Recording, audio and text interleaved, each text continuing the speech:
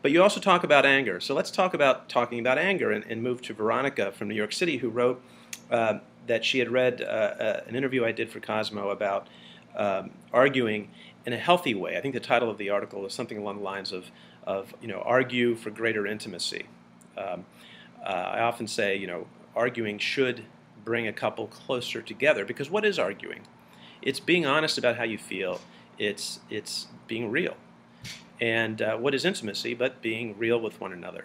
So I guess I don't have a lot of detail from Veronica's questions, uh, but I would like to focus on just some of the healthy habits of fighting that I see a lot of couples don't practice, at least those who are having difficulty, and find that arguing pushes them further apart rather than bringing them together. And those habits include interrupting.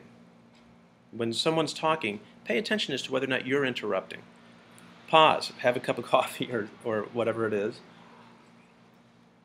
that you can do to take a moment and listen. And it's much more than not interrupting. It's also about listening without judgment.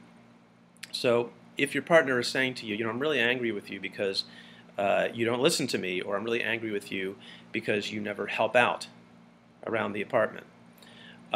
Most people will respond, well, but I do help out, I do listen to you. Rather than respond or react, listen and reflect back your understanding. So let me just make sure I understand you. What you're saying is that I'm not helping out around the apartment. And that may seem like an impossible task, but let me ask you a question. Is defending yourself, is responding or reacting to the accusation you don't help out, making things better? And I know the answer is probably no. What do you have to lose by just absorbing it, listening, and letting the person know that you've heard what they've said? In fact, you've lost no ground whatsoever, because you're not admitting that they're right and you're wrong about whatever it is you're arguing about. And instead, what you're doing is you're conveying respect, judgment, and a willingness to hear their point of view. If it's genuine, they will also want to hear your point of view, and you're that much closer to finding a resolution to the problem. And frankly, the problem is rarely what the thing is that you're arguing about. It's rarely about who's helping out around the house. It's rarely about who takes out the garbage. It's usually about whether the other person feels cared for, feels loved, feels respected. And what better way to convey love and respect than to really show genuine interest in what your partner has to say to you?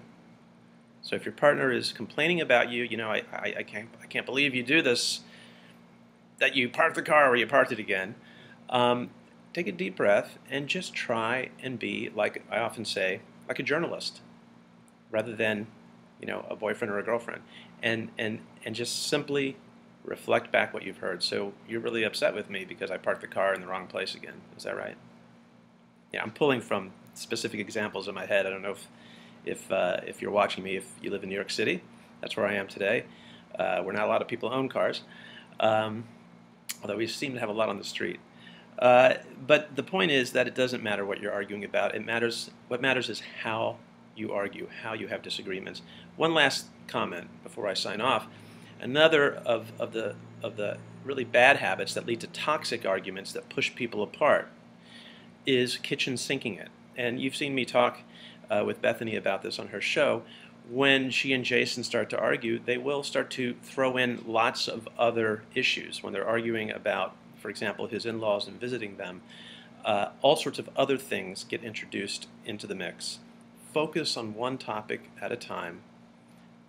Take a deep breath, listen to the person who's upset with you, and show a genuine interest in their point of view. You don't have to defend yourself. You don't have to say you're wrong. The act of listening is not a concession that you're wrong. And look, I'm not telling you something that I don't think you know intuitively. Listening with genuine interest and empathy. Boy, it must be frustrating for you to, that I don't want to spend time with your family. I can see why that makes you angry. You win, because what you're doing is you're reaching out to the person, you're letting them know that you care about their experience, about their complaint. and you're then able to start to do some problem solving, like the first question we got from Connie. In her case, it's figuring out, is it the anger? Is it going out, staying out late? Is it that they're drinking when they go out? Is it clinical depression? These are the kinds of things you can sort out. But before you get there, you have to learn how to argue in a healthy way and practice some of the 7 habits of healthy arguing, which I talked about in that article that that Veronica mentioned that was in Cosmo. So I hope this was interesting, and more important, I hope it was helpful. I'm really looking forward to the conversation we're going to have here at Ask Dr. Amador. And thanks so much for your letters and for your interest. And I'm going to sign off now. And it's just you and me recording this right now. Take care.